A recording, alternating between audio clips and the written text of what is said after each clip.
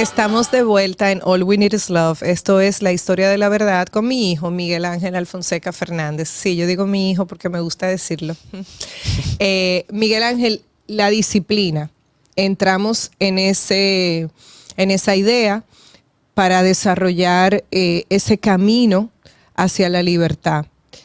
Yo te decía, bueno, está el autoconocimiento y el autoconocimiento requiere honestidad por parte de nosotros.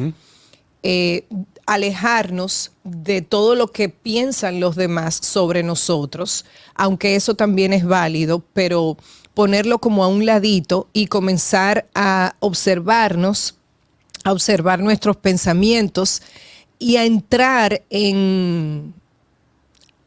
a conectar con nuestras creencias instaladas, de las cuales muchas veces a partir de ellas es que nosotros accionamos, o que nosotros accionamos a partir de esas creencias que están en el subconsciente, cómo nosotros podemos acceder a ellas, cómo nosotros podemos disciplinarnos y disciplinarnos de adentro hacia afuera.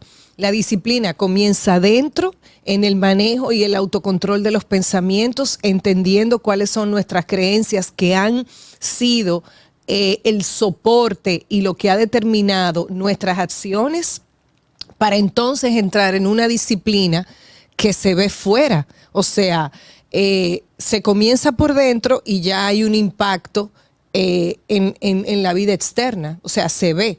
O sea, tú quieres modificar tu cuerpo, tu alimentación, eso es un proceso que comienza internamente. Sí. Lo que se ve es un resultado, por poner un ejemplo. Sí, es así. Bueno, sí, si uno quiere disciplinarse, tiene que empezar primero con la manera en la que uno piensa. O sea, todo empieza realmente con el pensamiento, con una idea. Así que empieza todo. Entonces, lo primero que uno va haciendo es notando la manera en la que la cabeza funciona, cuáles son los pensamientos que vienen viniendo. Si usted es una persona que usted no piensa muy conscientemente, ¿qué quiere decir con eso? Dígase que usted no tiene mucho control de los pensamientos que a usted le llegan, sino que los pensamientos simplemente le llegan. Un buen primer paso sería entonces darle más atención a lo que está pasando en su cabeza, a cuáles son los pensamientos que usted está pensando, porque los pensamientos son poderosos. Inclusive uno se puede enfermar solamente pensando cosas negativas. Eso, en psicología, eso es psicología del estrés. O sea, el estrés a largo plazo puede causar enfermedades neurofisiológicas. Usted se puede enfermar literalmente simplemente pensando cosas estresantes, si lo hace por suficiente tiempo. Entonces, lo primero que hay que hacer es ver cómo nosotros estamos pensando, cuáles son los patrones de pensamiento que están surgiendo de una manera frecuente y cotidiana. Cuando nosotros entonces empezamos a conscientemente a coger la rienda de la dirección de los pensamientos, entonces nosotros podemos utilizar nuestro poder de voluntad para empezar a cambiar la manera en la que estamos actuando, porque ya cambiamos la manera en la que pensamos. Naturalmente eso va a llevar a un cambio en actitud. El cambio en actitud nos va a ayudar entonces a forzar un cambio de comportamiento. Entonces, si nosotros queremos disciplinarnos, lo primero que tenemos que hacer es cambiar la manera en la que pensamos. Eso es lo primero. Entonces, es un poco paradójico porque uno pensaría, la persona disciplinada, ellos no tienen la libertad que yo tengo. Si una persona disciplinada tiene que levantarse, vamos a decir, a las 5 de la mañana, hacer ejercicio, y después tiene que ponerse a leer o a estudiar o a meditar, qué sé yo, y después tiene que ir al trabajo, mientras que yo me puedo levantar a la hora que yo quiera, yo voy al trabajo cuando yo quiera, yo como lo que yo quiera. ¿Qué pasa con eso? La persona que hace lo que quiera es un esclavo de su deseo. La persona que es disciplinada no es esclavo de nadie. Ellos son su propio maestro. Si usted hace lo que usted quiere, usted es esclavo de su deseo. Su maestro es el deseo. Si usted hace lo que usted tiene que hacer, usted no tiene maestro, usted es su propio maestro. Esa es la paradoja de la disciplina. Nosotros dándonos una rutina y como limitando la manera en la que actuamos, nos damos una libertad mayor. Dígase, no tenemos que sufrir la consecuencia de ser, no tenemos que sufrir la consecuencia de que nuestra conciencia nos condene por ser un títere de una parte casi animal de nosotros, porque eso es lo que el deseo es. O sea, el deseo es como, es primitivo. O sea, el deseo, que es la cosa que lleva el placer, o sea, es primitivo, es casi animal. O sea, uno con deseo lo único que hace es buscar manera de complacerse. Eso no lleva al crecimiento, eso no lleva a la madurez, eso no lleva a la sabiduría, eso no lleva al conocimiento. Entonces, el que hace solamente lo que quiere y no lo que sabe que tiene que hacer, es un títere de su deseo, y por encima de eso tiene que vivir con la conciencia de que ellos pudieran ser mucho más de lo que ellos son, y tienen que sufrir entonces el juicio de su conciencia, porque la conciencia es mayor que el deseo, y la conciencia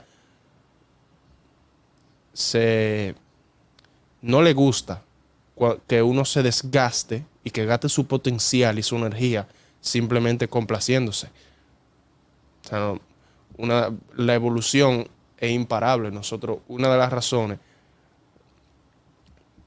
yo puedo decir eso con seguridad. Una de las razones por las que todos nosotros estamos aquí es para evolucionar. Además de cualquier misión que nosotros tengamos, todos nosotros estamos en un camino de desarrollo espiritual o de desarrollo mental. O sea, como ustedes quieran verlo, de desarrollo emocional. Esas tres cosas son esencialmente lo mismo. O sea, nosotros estamos aquí para desarrollarnos de esas tres maneras, además de cumplir cualquier propósito, cualquier misión que tengamos aquí. Cuando usted no está evolucionando, la conciencia lo sabe. Usted entonces se está poniendo ante el juicio de su conciencia, y de que su conciencia lo juzgue como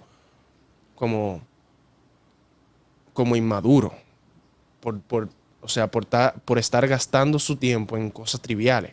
Eso es lo que pasa con todo el mundo que gasta su tiempo. O sea, de verdad, póngase, hoy en día, la gente de mi edad, el que se pasa el día entero jugando videojuegos, esa persona de mi edad no va a vivir una vida feliz, por más que ellos digan que sí, porque yo lo he vivido. O sea, a mí me encanta jugar videojuegos. O sea, yo soy muchacho también. Pero yo sé, por ejemplo, que si yo me la paso solamente haciendo eso, al final del día, no importa la mentira que yo me pueda decir, la justificación que yo me pueda decir, yo me voy a sentir mal. Porque yo sé que yo gasté mi día en nada, en placer. Eso no, o sea, yo no crecí de eso de ninguna manera. Eso a mí no me aportó nada. O sea, tú lo que dices es, Miguel Ángel, que eso de uno siempre hacer lo que uno quiere hacer, esa cosa de please me, o sea, de darse placer todo el tiempo, sin tener ningún tipo de límite. O sea, esa cosa de estar todo el tiempo complaciéndote, ¿eso te lleva a la infelicidad? Claro que sí, eso claro. Porque eso lo que significa es que tú eres un títere de tu deseo. Eso significa que tú no eres libre. Para nada. O sea, eso es casi lo mismo que ser un esclavo. No, bueno, casi no. Es lo mismo que ser un esclavo. Hoy en día hay dos tipos de esclavitud. Hay esclavitud, yo no sé si el oyente sabe esto, pero hoy en día, esta es la época en la humanidad donde hay más esclavitud en la historia. Espérate, déjame grabarte diciendo esto, porque esto es importante, ¿no? Que de eso que se trata esto, de la libertad. O sea, claro. Pero sí. O sea, hoy en día, esta es la época en la humanidad donde hay más esclavitud en la historia. Ahí, el oyente lo puede buscar esto. 50 millones de gente en labor manual involuntario y en matrimonio forzado. 50 millones de gente. O sea, eso es 5 veces la población de este país. Imagínense que todo el mundo aquí, por 5, fuera un esclavo, estuviera trabajando un trabajo que ellos no decidieron trabajar, o estuviera casado con una persona que ellos no decidieron casarse. Eso es lo que está pasando hoy en día. Esa es la forma como práctica que nosotros conocemos de la esclavitud. Además de eso, hay otra esclavitud. Claro, la esclavitud del ego, que es la esclavitud del deseo. La esclavitud del ego. La esclavitud del ego. Sí, esas son las personas que son esclavas a lo que ellos quieren, que son títeres de su deseo. Son títeres de su apego. Esa es la persona rica que no puede soltar su dinero, que no lo puede compartir con nadie. Porque es de ellos el dinero, y ellos trabajaron para ese dinero y nada más de ellos. O sea, usted, señor, es un esclavo de ese dinero. O sea, y ese dinero lo que es una manifestación de su deseo. Usted es esclavo de eso porque eso lo controla usted. usted no tiene control sobre ese dinero lo controla. La persona que es así es esclava de su ego. Esos son, vamos a decir que esos son como los dos tipos principales de esclavitud. Eso se sufre, eso es una pandemia, esencialmente, hoy en día. Y es porque la gente no se autodisciplina. Esas son la gente que tú la ves, que ellos son, oigan la paradoja, esas son la gente que más recursos tienen y que más esclavas son. Se supone que los recursos nosotros los recaudamos con el propósito de darnos acceso a más oportunidad, más potencial. A ser más libres. A ser más libres, literalmente. Y es lo que nos enjaula, es lo que nos vuelve esclavos. Oigan eso.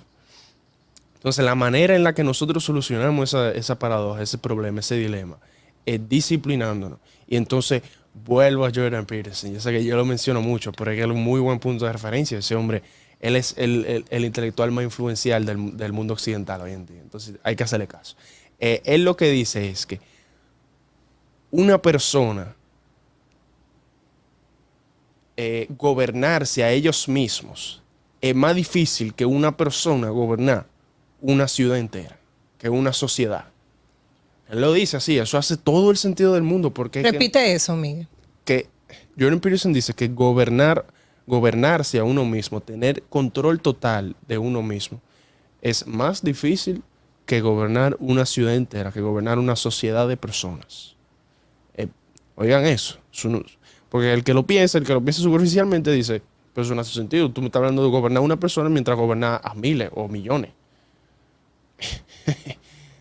Pero realmente pregúntese, usted tiene total control de todas las acciones que usted toma todos los días, todo el tiempo. Vámonos a una segunda pausa y regresamos con la historia de la verdad en esto que es All We Need Is Love.